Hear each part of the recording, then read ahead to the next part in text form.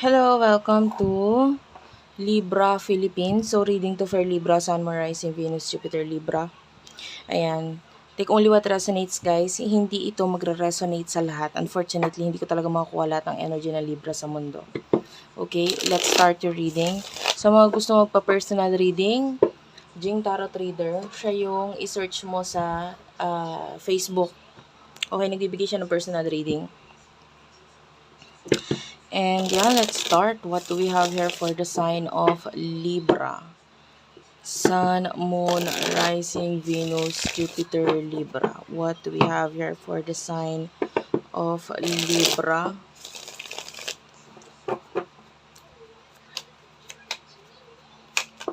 Okay. You do have here the this is the Four of Cups. Four of Cups.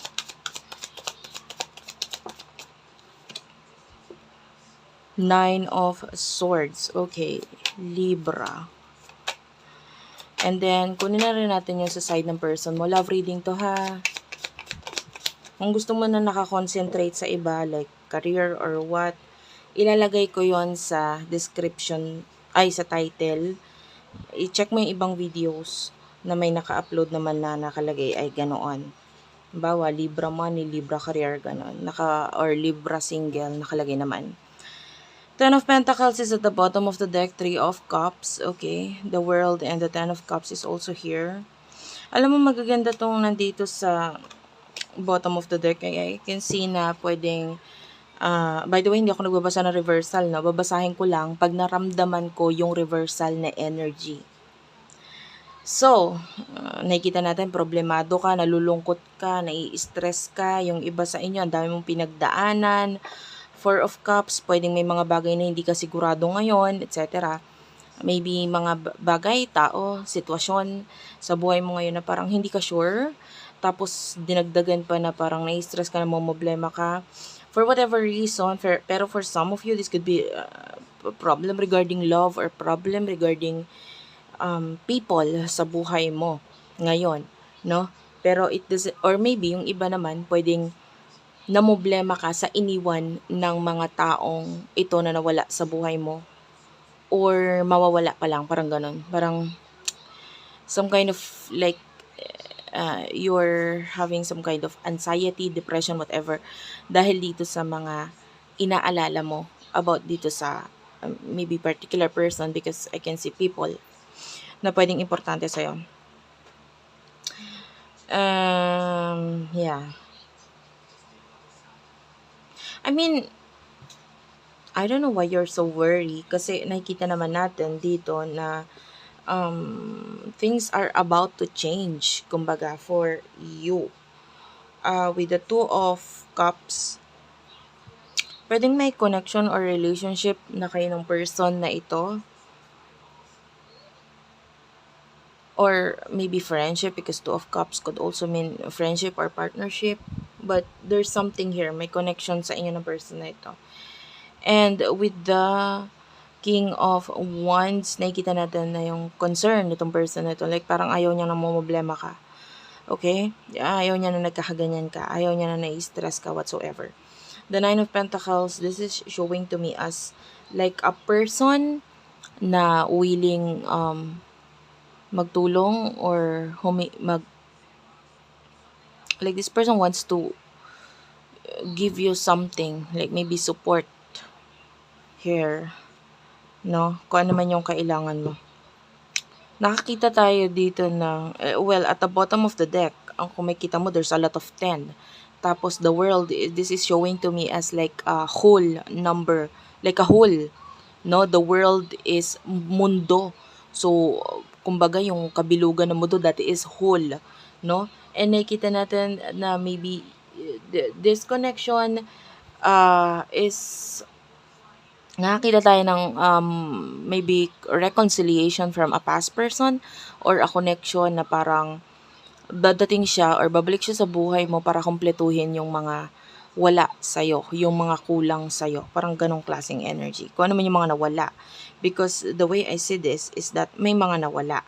Pero, yung mga nawala na to is just think of this as like positive na sitwasyon kung bakit nawala, kung bakit natapos, or kung bakit hindi nangyari sa buhay mo, or kung bakit nawala sa buhay mo, may rason.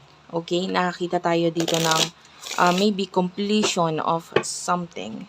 So anyway, kukuha tayo ng card dito sa deck na ito, emotions ninyo sa isa't isa ng taong ito.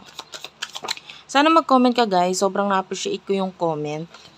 Ayan, astrological reading available sa akin ngayon, okay, at this time.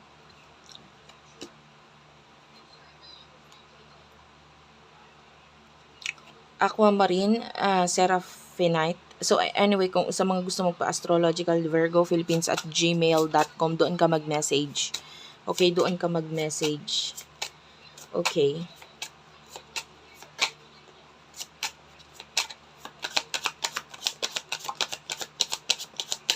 Para mag-inquire. Anyway, you do have here the Unakite, Calcite, and the Green Aventurine. Okay. Ang gaganda ng crystals na ito. Aquamarine, this is showing to me as like, you have to have this courage.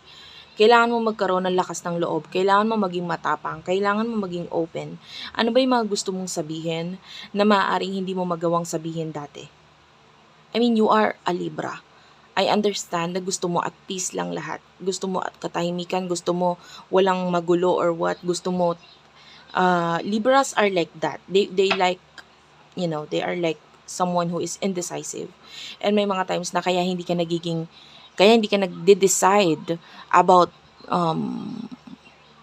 whatever kind of decision na kailangan mong gawin. It is because gusto mo nasa gitna eh. Gusto mo balance. Gusto mo at peace. 'Di ba? Kasi minsan, kapag gagawa ka ng desisyon, minsan maaaring yun pa yung maging dahilan ng kaguluhan. Yun pa yung maging dahilan ng mga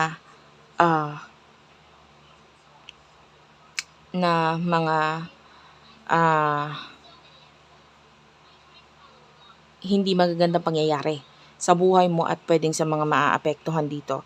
But Seraphinite is here, so you have to be honest with yourself, with the people around you, with your life right now. Nasa tamang buhay ka ba ngayon? Tingin mo ba nasa tamang path ka ng buhay mo? Tingin mo ba itong sitwasyon na dapat mong harapin ay nakakabuti para sa'yo? Like, bakit mo to kailangan harapin? Ano yung magiging, dapat mag-focus ka sa ganun. Ano yung kakalabasan pag hinarap mo to? 'Di ba? And then you do have your Dalipidolite. And this is just trust. Kumbaga, trust the process. Trust that whatever is happening to you right now is like a lesson for you. Maybe a lesson for you kung paano ka magkakaroon ng tapang. No? You do have your Unakite, and this person is currently living at the present moment. So, but, you know, although nasa present moment itong person na ito, kalmado lang siya eh. You know, open din siya na maaaring you do have your new opportunities. So, maybe yung person na ito is willing or open to have some kind of new opportunity with you or new beginning with you. Okay?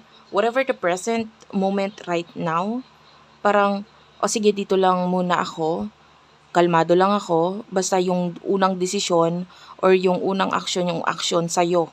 Parang ganun. Whatever this situation na kailangan mong harapin, nandyan siya as a guide, nandyan siya as a, maybe a friend, a partner, if you need someone na mapapaghingian ng sama ng loob or what, nandyan siya as that person. But, yung kailangan humarap sa sitwasyon mo is hindi siya eh. No?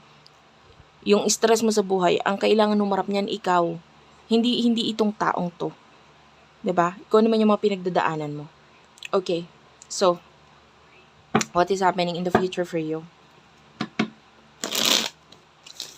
In the near future for the sign of Libra, Sun, Moon, Rising, Venus, Jupiter, Libra, check your natal chart. By the way, napakaganda ng mga susunod na pangyayari sa Libra. I'm sure some of you would feel that. Pero in order for you, lalo na yung eclipse na mangyayari ngayon in Pisces, yung mga Yeah, some of you, September is 17, mararanasan yun. Depende kung saan kayo nasa mundo. September 17 sa iba, yung iba September 18. But anyway, this eclipse, malaki ang magiging changes or endings na kailangan yung gawain. Yung iba, kaya mangyayari sa ending is because there's new beginning na naghihintay para sa'yo. So, anong area ng buhay mo ngayon, yung alam mo yung dapat mo nang i-end, kasi hindi na to okay eh. 9 is here. This is 9 of swords. This is like bago mag-10, bago magkaroon ng completion, of course, number 9. And maybe the number 10, kaya siya magkakaroon ng completion, it is because of you. Okay? It is because of you. Ikaw ang gagawa ng completion na yon. Ikaw ang mag-i-end ng bagay na yon. And with the Four of Cups, this is like, some of you are already stable. No? Pero yung iba, kahit stable ka, nangangamba ka sa stability mo, parang hindi ako sure kung kaya ko ba, kung ganyan, ganyan. Kaya ko bang i-handle? Kaya ko ba ito? Ganyan. So, maybe yung iba natatakot regarding sa stability nila. And what will happen in the near future for you, Libras? For you, Libras. Okay, I will take this. Roller coaster, happiness, and drastic. And you do have your wish. Okay, actually, the near future is like, twin flame is here. You could be dealing with the twin flame. Threatened and pressure cooker. You do have here the meeting, and at the bottom of the deck, commitment. Okay, so this is very beautiful for you guys. Kasi nakikita natin dito, roller coaster. Alam mo yung roller coaster, walang ibang road yan. Paulit-ulit lang yan. 'Di ba? Yung takbo ng roller coaster, may sarili siyang track. And that is with regards to your life. May mga bagay na paulit-ulit na mangyayari sa'yo hanggat hindi mo natatapos yung lesson mo dyan. Okay, hanggat hindi mo inaalis ang sitwasyon mo dyan, hanggat hindi ka pababa ng roller coaster ng buhay mo. Yung iba sa inyo sasabihin, sukan-suka na ako, ayoko na dito sa sitwasyon na to. All you have to do is to get down and remove yourself from that situation na ayaw mo kasi paulit-ulit na. Maybe in the at first, maybe nakaramdam ka ng excitement, 'di ba? Naging masaya ka dito sa situation mo na ito. But then, after ilang taon, after ilang months or taon, or after a lot of realizations, parang hindi ka pwedeng, you keep on dreaming eh. Kasi, the more you dream, the more you wish, the more na mas mahirap makuha kung hindi ka gagawa ng action sa isang bagay na gusto mo naman talaga. Happiness is here. You are your own you have your own life. For me, ang advice dito is to, gawin mo yung mga bagay na makakapagpasaya sa'yo. Yung tingin mo makakapagpasaya sa'yo. But of course, maybe before that thing happened, you need to accept that there's extreme, harsh, extreme na cut off na kailangan gawin in the future. And hanggang kailan ka mananaginip, hihiling, hanggang kailan ka, yung iba magsisisi sa isang sitwasyon na may dahilan or may kakayahan ka pang ayusin, itama, umalis, And this person, in the near future, I can see that medyo may embarrassment tayong nararamdaman sa kanya, but it doesn't.